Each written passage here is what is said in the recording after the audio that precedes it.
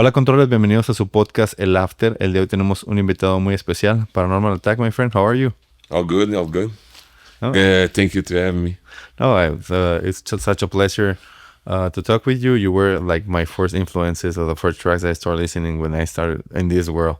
Oh, thanks. Yeah, you Good were to like know. you were like the reference. Well, for me was your first track for me was Paranormal, Asterix, and Infected were like my first approach that Okay. made me like start in this business. Okay, yeah, nice to know. Yeah, so basically here is to people know your story, like where you're from, what was your first approach in music, your influences. Let's walk on to today. Yeah, actually, music been part of my life all my life because I started learning piano when I was 8, and then I played in bands from 15 to 21. Middle time I started also producing until when I was 21, Paranormal Attack started to get some traction, you know. But yeah, I started in Portugal, and the last 20 years I've been living in Brazil. It's a big difference between Portugal to This, Brazil. I like the people in Brazil, and the scene is much better for me, you know. A lot more people know me in Brazil than in Portugal, you know. Yeah, totally. And since you have a lot of place over there, it's very like expensive, and also it's too much traveling. So Yeah, and also I speak the same language, so it's really easy for me to enjoy Brazil. yeah, you don't have the language barrier like us. If I go to Spain, like no issue. But if I go to Brazil, I think Spanish and Portuguese have similar words. Yeah. But still, you need- After a while, you get it, but in the first days, there's lots of difference. Yeah. yeah, totally. And what do you consider at the moment when you started? What were your influences? When I started producing, my first influences were like GMS and Absolum, but then like really after, like soon after, Skazi released his first album. So after I listened to his first album, I didn't want to listen anything else, you know. So Skazi has been in the first years, my biggest influence. Yeah. Also my biggest friend. So. Yeah, and how do you feel like you start listening to Asher at Scassi when Yeah. they were two at that Yeah. moment? How do you feel like, okay, you watch your influences and then you start like to make music and then finally meet him and play with him and now being a friend? Actually, I started when I was a resident DJ for a party in Portugal, and I met Skazi there. And one day I went to his hotel room and showed him my music with the CD. And after a few, like 2 months or 3 months after he called me and said, "Do you want to be part of my label? We want you here." And I was like, man, this was my dream, you know, like he was kind of my idol, and then become like one of my biggest friends. And I was in the label that I work for, you know, because I had some invitations for other labels before, and I refused because I wanted to go to Chemical Crew. Yeah, totally. Yeah, it was like the biggest label on Yeah, back in the old and days. I think my style fitted that label, you know. I'm sure if I would go to another label, my music probably would change a bit, you know, like I would make music more fit to the label. Yeah. That is a very important advice. If you Yeah. want to be in a label, you need to launch like similar style of music. Exactly, yeah. So I started kind of copying Skazi in the start, and then I started to develop a bit more melodic stuff from my side, you know, from my musical side. Yeah, totally. And after you being a resident in the party in Portugal, what party do you recall that was like the first party that marked you like as a first experience? Man, actually, I had a very fast growing in the first big party that I played. Even before Paranormal, I was playing as a DJ, and there was a famous English DJ, a girl that was really famous in Japan at that time, Domino. and she was playing in this party, and she saw me playing, and she took me to play in Japan as a DJ in 2001, and even before Paranormal. So I had like this party in Portugal really changed my life in music, you know. So it was like my first big party. I already got a gig in Japan, you know. How? It was like it was really fast, you know. Even before, I think I played some music I made at that party, but the name Paranormal Attack doesn't even exist at that time. Oh, that's very pretty good. Yeah, and I think that the scene was different. There were not too many DJs at that moment. Exactly, yeah, yeah. And what was your first DJ name before Paranormal Attack? No, before what I was DJing in music, Yes. man, mostly Skazi, GMS, Sesto Cento, I think, Talamasca, something like this. But man, mostly Skazi, man. I was playing maybe 5 tracks of Skazi, you know, in my Like set. Hit and Run. And No, before that, the first album. wow. It's Animals, the Expose. It's one of my favorites from that album. Yeah, I don't remember all the names, but I remember these two. Animal, it was the name of the album, and I remember my favorite one. It was Expose, or Expose, yeah, something like this. Killer track. No, this Cassie is a pioneer of the For sure, the yeah. Titans scene. And well, maybe you already have this question, but how Paranormal Attack was formed? Like, what was the story? When I started, I started producing with a friend in Portugal, because at the time I didn't have a computer, and my friend had a computer, you know. So we started making music together, and we formed Paranormal. I formed Paranormal with him, but after this was 2002. In 2005, he decided we had a big little fight, you know, a little story, and he decided to leave the project. And actually, he's one of my biggest friends today, you know. So we stayed a few years without speaking, and we became friends again, like biggest friends again. But in 2005, he decided to leave the project, and then I brought 2 guys more. I brought a drummer, and I brought Gonçalo from Portugal, that was playing the keyboards and the sampler also. Yeah, I remember the full live band that you had. Yeah. Yeah, I think you were like the first, because they were not. I remember. Infected was doing it also. Yeah, Infected, but besides Infected, well, I remember something with Scassi, and then Skazi also, yeah. and Loud had like also Yeah. had well, and Dali. For me, Dali was like I remember a party where they play with a guitar with a drummer, and Yeah. it was amazing. Yeah, then in like the 2010s, the scene changed a bit, you know. A lot of EDM influences came, and the DJs come alone to play alone, so the logistics with the band start to be a bit expensive. The promoters didn't want to pay, you know, everything. So I went back to DJing, you know, like to play I play only my music, but in a DJ set, you know. Yeah, totally.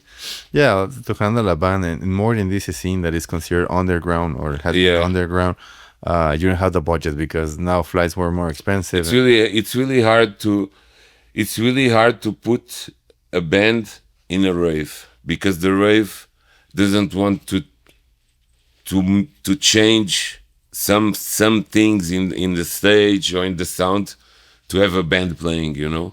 And if you want to do a really good live, like a real thing, you have to have some different stuff than a DJ have, you know. Yeah. So it had become too hard, but I think that things are getting around again. So next year I'm planning a new live set, but only me, live with guitars, vocals, keyboards, but only myself, you know. Yeah, but I'm already preparing it. Yeah. Oh, we're looking forward to. Yeah, there are some videos in Instagram, like rehearsal. Wow, nice. Yeah. Yeah, it's good because also people, yeah, maybe taking a full live band. Okay, as you said, it's more gear. If you have a drummer, you need to have like microphones. You have a singer, a killer microphone, an individual channel, and the mixers typically have 4 to 6 channels. And now it's more used. Back in the old days, were two players linked, and but now they like four in Yeah, order if yeah, something happens, so you can make more. So imagine now a bigger mixer, so you can have exactly. a drummer and a Yeah, guitar. and also the visual when you have a band, but you still have this thing in the front and you don't see the drummer. I don't like so much, man. I want a setup for a band, you know. When you go see a band, there's no DJ booth, you know. It's a stage with a band, you know. Yeah, So totally. it's really it's hard. But we had great times playing with the band, yeah, for sure. Because we also at that time we also start to reach other crowds, you know, because not only rave people, but some rock people, some band people. So it was a really good time. Yeah, I like it. And also it's more challenging and it's more rewarding, you know, when you for an artist, I mean, you know, when you play live, you are more scared, but you are more happy when it's well done, you know. Yeah, sure. And I'm looking forward to you to see you now live performance and play the guitar and Yeah. everything. Now you have a new picks, so you can use it. Yeah, for sure. Now I have new picks. I'm gonna use it for sure. Yeah, they sound pretty. They work pretty well. I'm sure. Yeah. No, that's very great. And well, as you tell, you have like a very good experience. Thank God that you start mixing and you start like playing in Paranormal Attack at that moment. Was well, it's still very big. You never had like very low profile. You were like very fast, and that's a very good. What would you consider your best events in life? In events that you did? Oh man, I think Rock in Rio, Brazil, 2022. Tomorrowland, Brazil, 2016. Uh, there's one big festival we played with the band in 2009. It's called Planeta Atlântida. It's 50,000 people, 55,000 people, something like that. And we played the main stage with the band. I think these are the highlights. I think I also played in a Rolling Stone magazine party in Brazil, and we have an article in the magazine in Brazil. So I have a few good ones. I think. Yeah, totally for sure. Yeah, well, if people listens to this part, it's like, oh, it's only like flowers and all the good stuff. But you can share like some difficult moments in events. Yeah, for sure. Some in the start, events that don't pay you, for example, or or sometimes get threatened for some reason, you know, in some places that you are out of away from your home that you don't know anyone. The traveling, it's in the start it's killer, but in the end it's really exhausting. But man, I tell you, in the end, the good stuff it's better. It's much better, you know. I did work in other stuff before music, you know. I did work in construction and I did work in stuff that it was really bad. So the bad things in artist life, they are really light. I mean, I think one of the heaviest is your own pressure to yourself to keep relevant or keep doing good stuff, keep I don't know, keep people entertained, you know, for so many years.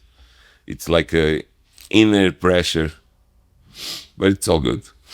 Yeah, totally. No, and I think that since you had an experience before working into music, working into construction, that is a heavy work. It makes you be a little bit more grateful For that sure, man. you're playing, you're making your music, you're traveling, you're getting paid for that, and it's a way of living. For So sure, man. I think if you are able to live from your art, it doesn't matter if you are millionaire, billionaire, or just living from it. This is already success for me. If you are an artist and you live from that, I'm already happy with that. You know, I think it's a privilege. to, you know, to Yeah. live that life. Yeah, totally, totally. And we're talking about no inspiration. At the moment you go to the studio, what is your inspiration? How is your workflow? Man, I for a few, like maybe more than 10 years, I don't get inspired from electronic music. I get inspired from bands that I listen, from rock or from maybe electronic music, but not psytrance. You know, I try to bring all my inspirations from outside and mix with my thing. You know, like I listen to a lot to metal, like metalcore. I listen a lot. Lately, I think the last 3 years, I'm listening a lot of metal every day. You know. Yeah, because the paranormal tech music, since you started, it's like Yeah, powerful. it was always heavy metal driven, you know, always, yeah. Yeah, totally. So yeah, I remember the when I started listening to your music, I also was born with a lot of heavy metal influences. I was very young, so when I started listening to Scasi and Yeah. Paranormal Attack, for me it was like, man, heavy metal and psytrance are friends. It's like They are really good friends. Yeah. yeah, I see a good relationship. Now talking about music, which ones are you, like your favorite tracks that you recommend? And I make this question: if people doesn't know you, if they want to visit your music, Yeah. what tracks would you recommend? Man, I think I'm gonna recommend not the famous ones. I'm gonna recommend tracks that I really think show who I am. You know, Eternal, the remix to Novelist, Lost Cause. Maybe the ones, yeah, the one I did with Vegas, Dance with Gods, and I'm gonna give you the most famous, Be With You, okay? But this everybody, like, if you listen to Paranormal, everybody knows this track from me. But the ones I told you first, I think they show what I really do today, you know? Yeah, totally. Yeah, Be With You. I remember it was the first track that I listened to. Yeah. It was that's a lot of time, and it was a big. If you were into the psytrance scene, you would need to hear Sextile from Asterix. Exactly. Be With You. Paranormal is like the 101 guide to The Bible, Yeah. the first pages of the Psytrance Bible. You know? Yes. For sure, when somebody in a few years make a Bible, you will be like on the first script. Yeah, it's the first script, exactly. And also happens in rock music. Like some artists or producers make a track that they really don't like, or they didn't like the output of the production. Is there any tracks that you? In terms of production, there are tracks that I wasn't really happy with the outcome, but in terms of music, I like all my tracks. In terms of what the track is. In terms of production, in the start you are never happy. You know, you all the time look for errors, and you all the time this hi-hat needed to be better. But in terms of music, I think I like everything I did. Like there's no stuff that I say this is not so. I think my music has been all the time really what I want to put out. You know, I was never like too much into formulas. You know, Totally. I was all the time searching for what I really like. You know. And as a producer, how do you handle that perfectionism? That I stopped thinking about it. You know, as long as I'm happy with the track, that's it. I'm not the nerdiest guy. I'm not the sound guy. I'm not really into technical stuff. I'm more into the musical stuff, you know. And if there is a track with a problem in terms of production that I cannot fix, I will send to someone to mix and master or something. But if not, if I'm happy with it, I will do the mix, I will do the master, and that's it, you know. yeah, no. But when I was like in the start, I was really too much thinking about this, and then I realized that the person who listens my music is not an engineer. You know, I don't need to produce to producers. I need to produce to the crowd. You know, to the ones that listen. you know, because the producers don't listen to my music, you know. Producers don't listen almost nothing, you know. So, but in the start, it's a problem that I think everyone have this, like, we start to produce to other producers, you know, and they are not your fans, you know. Your fans are the crowd, so you need to play for them. If they like the track, that's it. It's done. It's perfect for what it is, you know. Yeah, totally. Yeah, and I think that is a normal disease that you are like too perfectionism and you want to be everything perfect. And yeah, as you said, most people listen.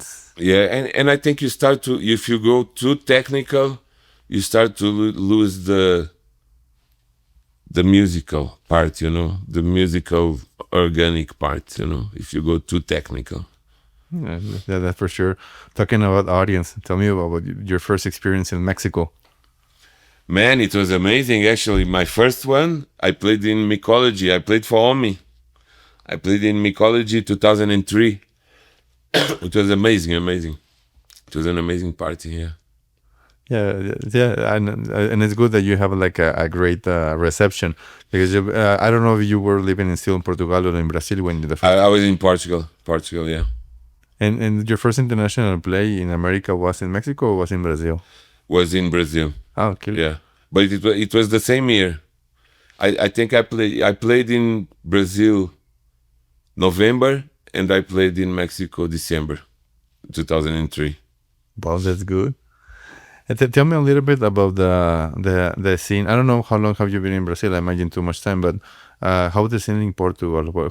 How is everything happening? Man, in Portugal, I really don't know because I'm living almost for 20 years in Brazil.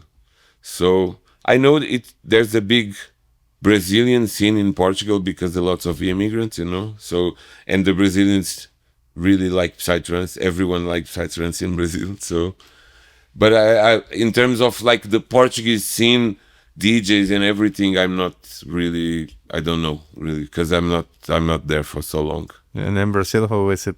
Man, it's amazing. Come on, it's the biggest scene in the world. Come on.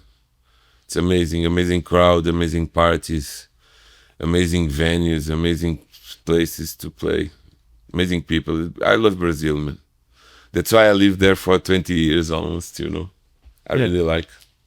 I feel really home there also. Yeah, totally. No, they have, as you said, the scene in Brazil has grown a lot since and never stop. Never stop, yeah. Never stop. Yeah, I remember having conversations with Brazilian DJs, and I asked them about how was the COVID over there. And they told me, "What COVID? They still make like killer parties," and it's impressive. Like for them, like a small party is 2,000 persons. Yeah, man. Because Brazil is so big, and psytrance got so big, you know. So if you do in a small city a party, it's gonna be 2,000, 3,000 people, you know, and it's a small party. In Portugal, 3,000 people, it's a huge party, you know. Yeah, here in Mexico, only I can say that maybe just atmosphere and Equinox overpasses the 5,000, 6,000. But besides that, if you make any party, you know the parties in Monterrey, they're like 1,000 in Isla, like yeah, for sure. Yeah, and in Brazil, like every Sunday, 2,000 just for the for the close. And many parties in the same day, you know, like on each state there's few parties. Yeah, no, it's amazing. When I had the opportunity to go and play over there, and it's amazing. Like all the scene is incredible, and what I really like is they're very supportive. Like in the party, all the Brazilian guys were like, it's a crew. Yeah, it's a crew and a tribe. They're like they do everything together. Yeah, today, yesterday they also like that. Yeah, when I arrived, they were all together there. Yeah. Yeah, it was fun because when I saw it, because all the guys were like, split up, but all the Brazilian guys like, and I think it's something that we need to learn that I don't know, Vermont was playing and all the guys were over there and recorded, they support, very support each other. Yeah, and then Danger, and then it goes, and then. And I think it's also because it's happening at the same time for all of them, so it's really cool for them. You know, they travel together. They are friends from Brazil and they travel together, so it's really cool. Yeah. I had those times with Chemical Crew. We used to travel all together, you know. So we were really supportive of each other, you know. Yeah, yeah, but now, well, now a lot of things change, and yeah, when I started, it was the same. Like you travel with your friends, but right now, those other friends maybe they're not making music Yeah, for anymore. sure. Yeah. Yeah, and how do you like handle to be so much time in the scene and all? I don't know, bro. I think it's, man, it's just being real. I think making music, being real, being from the good side of people. I don't know, man. Really, sometimes I think about it. There's no, I cannot tell him this is the reason. I don't know. Really, I don't know. But in all these years, you never been like, I'm tired, I want to quit or give a break or No, something. I'll never stop doing this. This is the best thing ever, bro. Yeah, for sure. Yeah, but it's you're very admirable that because I know you since a lot of you, and you're always there, always there, always there, always there, Yeah. working. And I think maybe you're like too they don't want to sound like bad, but when I see you and I have seen you a lot of years, it's like you're always working. You're always working, working, Yeah, yeah. working, work. You never had like the rock star stuff. Like yeah, I already have killer music. I have great collaborations and festivals. No, what I see from you is like always working, Yeah. always on, always vigilant, because you started when no social media was. For sure, yeah, yeah. Yeah, and on the moment that you want to send a track for Chemical Crew, and you had a CD, and you on the mailbox and send Exactly, it, yeah, exactly. and you were from the vinyl, CD, Yeah. USB, and now streaming. Yeah, for sure. Yeah, so for me it's very important to talk to you because you had like all The seasons. yeah, for sure.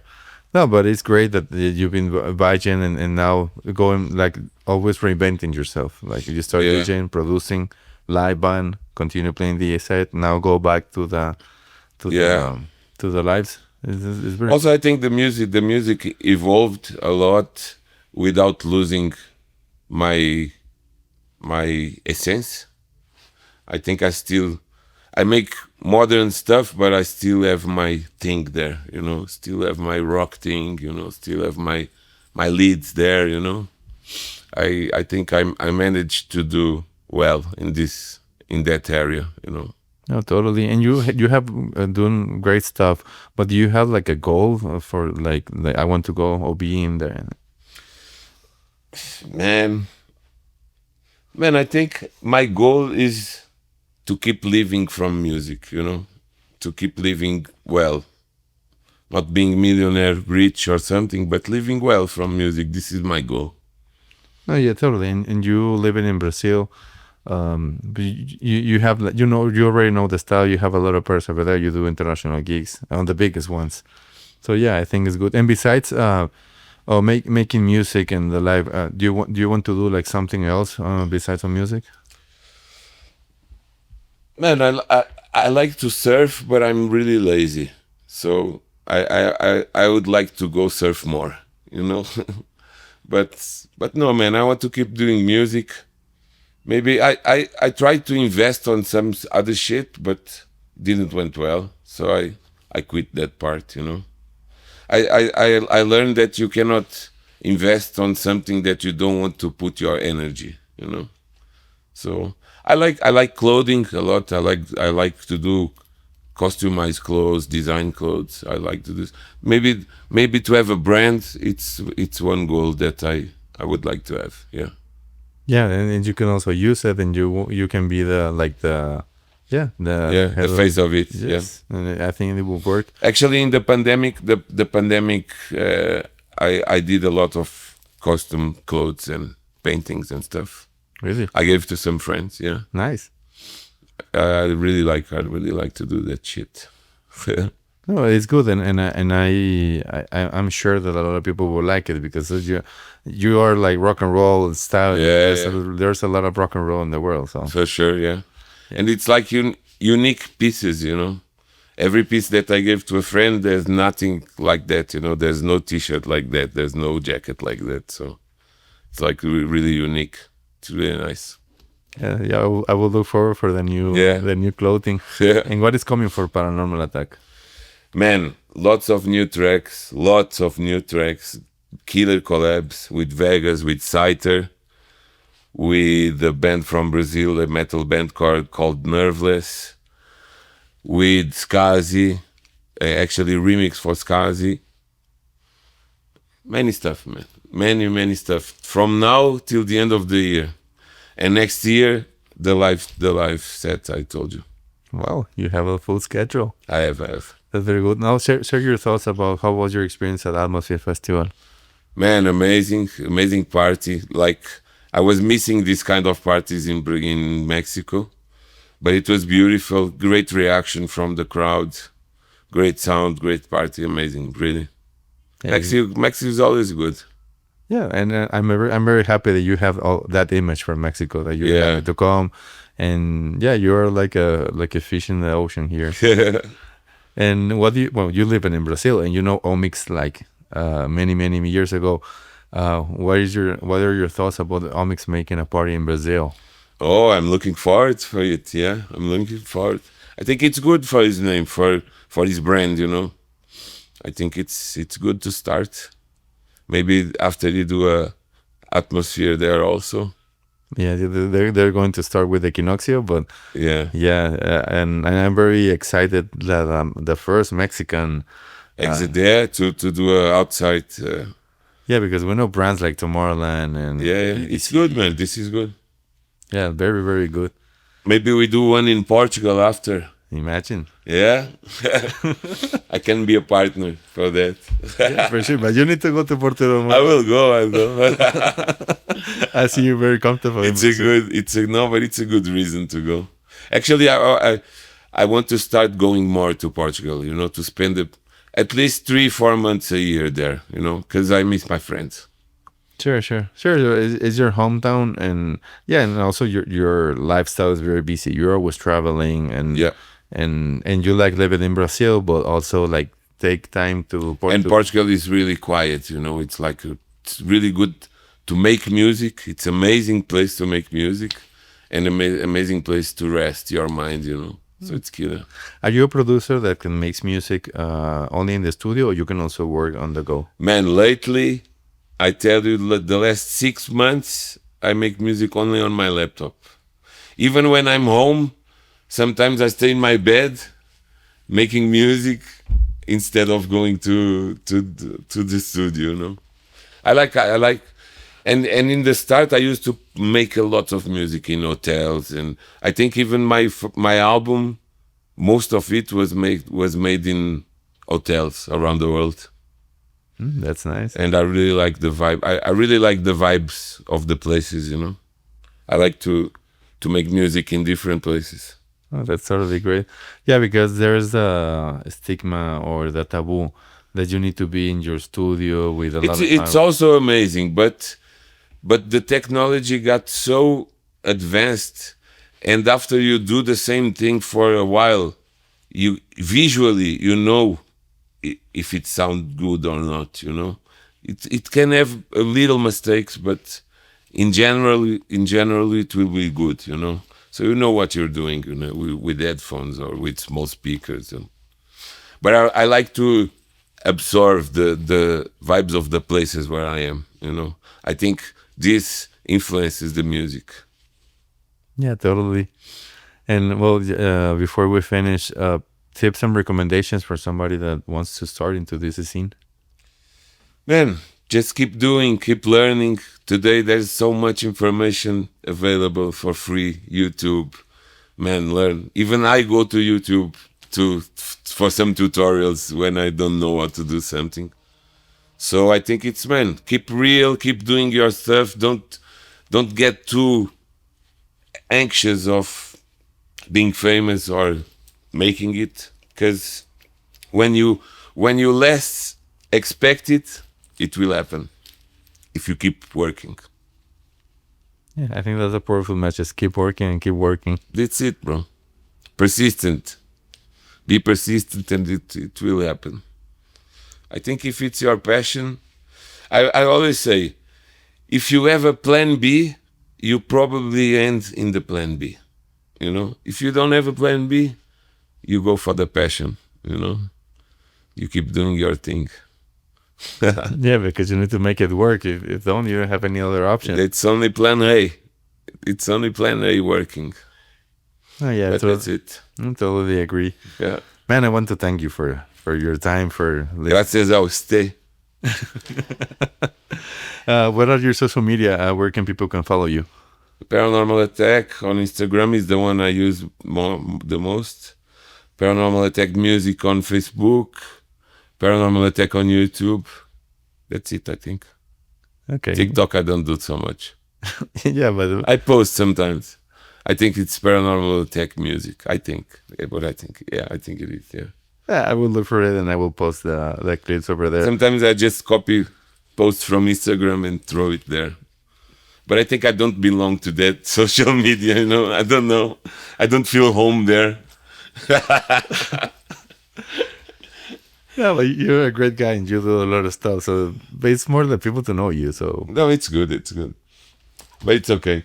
That's it. Thank you, guys. okay, no, thank you very much again for your time, and I hope I will see you soon in the next party. Maybe in Mexico, maybe in Brazil, maybe in Portugal. We don't know. We don't know. Okay, so let me. Thanks, bro. No, thank you. Let me close the episode in Spanish. A todos los que vieron o escucharon este podcast, sigan a Paranormal Attack en todas sus redes sociales. Denle like y compartan para que esto siga creciendo. Y nos vemos en el próximo capítulo. Hasta luego.